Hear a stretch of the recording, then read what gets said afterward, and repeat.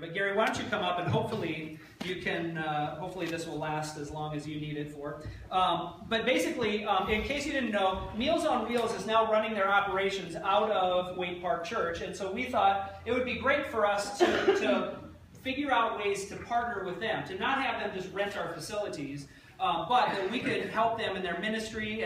And so Gary can explain a little bit about what they do and then how you can help. I am so thrilled to be here. You will not believe it. And I think the reason is that we agree probably on three very important things. And that is how important it is that the way we spend our money, the way we spend our time, and the way we help our neighbors. All three of those things are values we share. And so the Meals on Wheels program was so incredibly fortunate to find this church and this congregation and this space to move into just 2 months ago, that we are so thankful you are willing to share your home with us. And it does feel like a home. We moved in, and all I've heard so far is how wonderful it is to be here. Now, I'm going to tell you a little bit about Meals on Wheels, not very much, but we do deliver meals every day of the week, right out of that driveway or that doorway over on Lincoln Street. 12 drivers come up, pick up meals every noon, and take them out in the neighborhoods around here. I've been delivering Meals on Wheels for 30 years.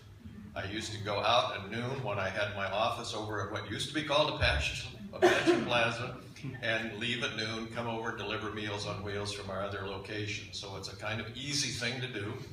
It's remarkably rewarding because it's so easy, and the feedback, the thanks, the overwhelming results that we get from the people we deliver to is embarrassing because the job is not that hard. So we deliver meals to people who are older, who aren't able to cook for themselves any longer, but want to stay in their home. They don't want to go to a nursing home now if they can stay in their own home with some health care, home health care, and delivered meals. And so we take 12 volunteers, which means several hundred have to be available. So we need drivers most of the time. The other thing that we need that most people don't realize is active people to work on the board, do things like I do. I've been on the board now for 4 years. I speak to churches, I help design t-shirts, I go to meetings, we have a booth at the farmer's market where we promote the Meals on Wheels program. So there's a lot of activity. We have a board of directors that just met right down the hall here a few days ago in your wonderful fireside room. So those are all kinds of things that we need besides delivering meals. And most people don't know about that. Some people think that Meals on Wheels is a government program, and it will just always be there. That is not the case. It's a local charitable organization that could go out of business if we don't do a good job of promoting, getting volunteers, and raising money.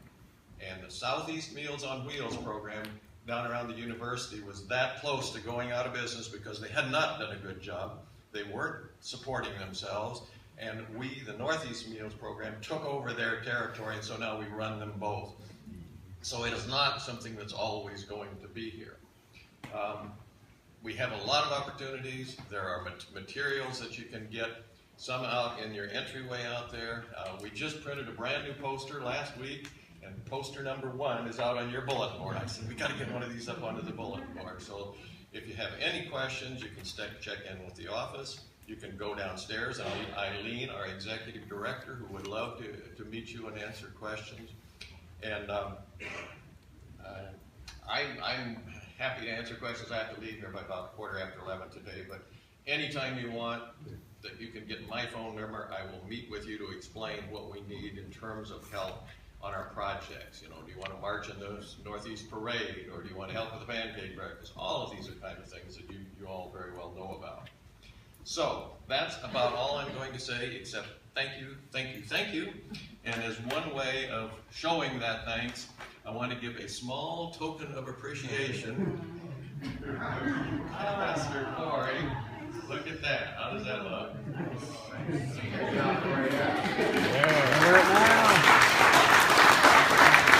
I will just let Corey know that if it's the wrong size, there's a box of them downstairs. Just go down and pick out one that fits. And by the way, they are available. Anybody can have one. We do ask a $10 donation to cover the cost. But if you are around in restaurants around here, if you're shopping at the quarry, if you're any place around, and people see this billboard, that's worth a lot to us. So thank you very much again. We really appreciate it. Thanks, Gary. Appreciate it. Thank you.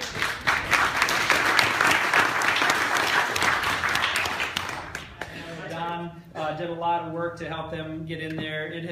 It's been a lot of work, but I think they're finally all the way in, and we're glad to have them there, of course, to be able to use the space, but it's also a great service to the community in that. So if you're interested in getting involved, please do talk with Gary, look at some of the literature in the back there, and we'd love to have you do that.